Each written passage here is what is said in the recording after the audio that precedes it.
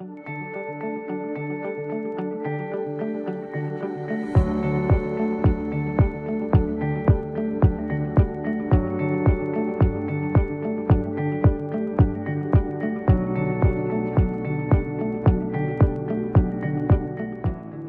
ingatkah Anda berapa lama negara Indonesia dijajah?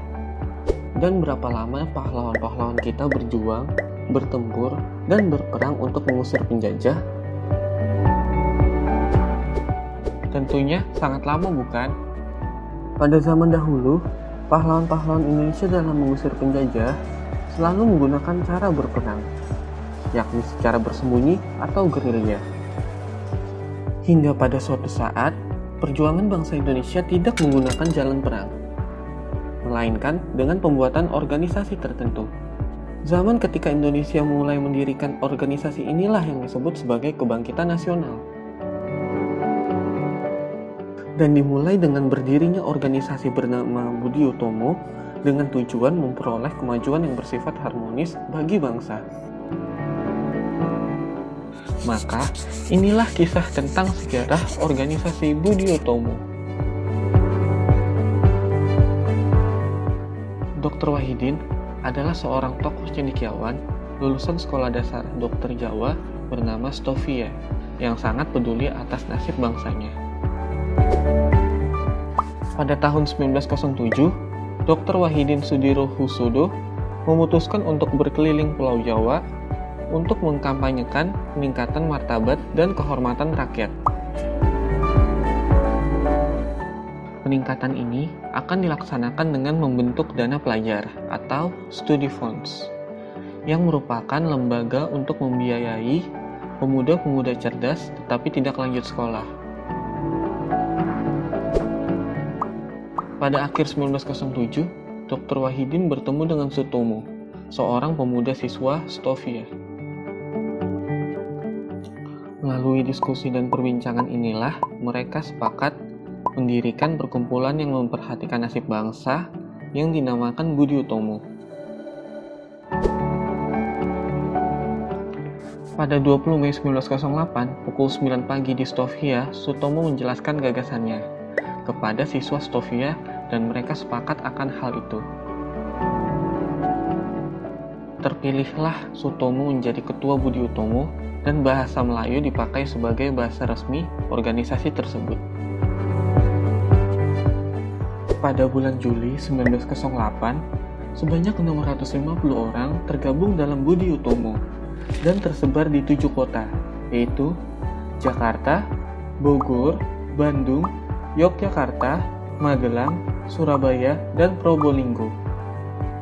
Budi Utomo menetapkan fokus pergerakan hanya di Jawa dan Madura, karena mendapat banyak pengaruh penjajahan Belanda.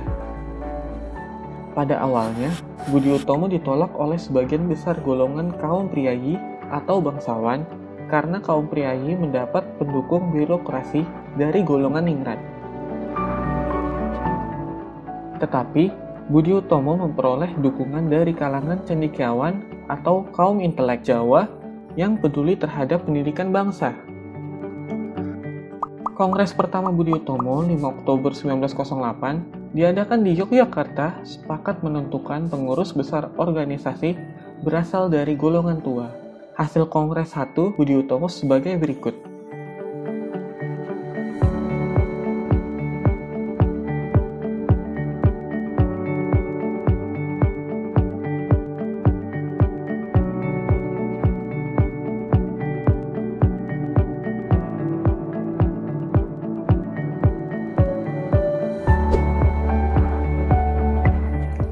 Penetapan pusat organisasi Budi Utomo adalah Yogyakarta.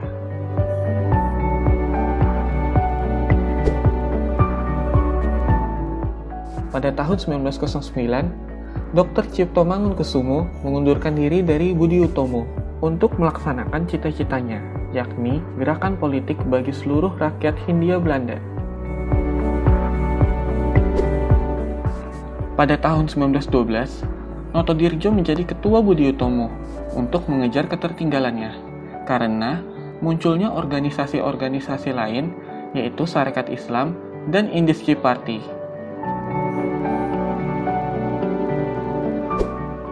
Budi Utomo bergabung ke dalam gerakan PPPKI pada tahun 1927. Gerakan ini dipelopori oleh Insinyur Soekarno. Dan pada tahun 1928, Budi Utomo mengambil suatu langkah maju dengan menambah asas dan tujuan pergerakannya, yaitu turut berusaha mewujudkan cita-cita persatuan Indonesia. Usaha mencapai persatuan Indonesia dilanjutkan dengan melakukan fusi dengan PBI yang dipimpin Dr. Sutomo. Maka berakhirlah Budi Utomo yang berperan sebagai organisasi pergerakan di Indonesia. Namun, walau organisasi Budi Utomo telah berakhir, diharap Hari Kebangkitan Nasional perlu dimaknai, khususnya bagi generasi muda di era digital ini, yaitu dengan semangat persatuan dan kesatuan dalam setiap perbedaan. Karena pada dasarnya, kebangkitan nasional yang diperjuangkan oleh pendiri-pendiri negara bertujuan untuk membangkitkan rasa nasionalisme menjadi bangsa yang berdaulat dan bermartabat.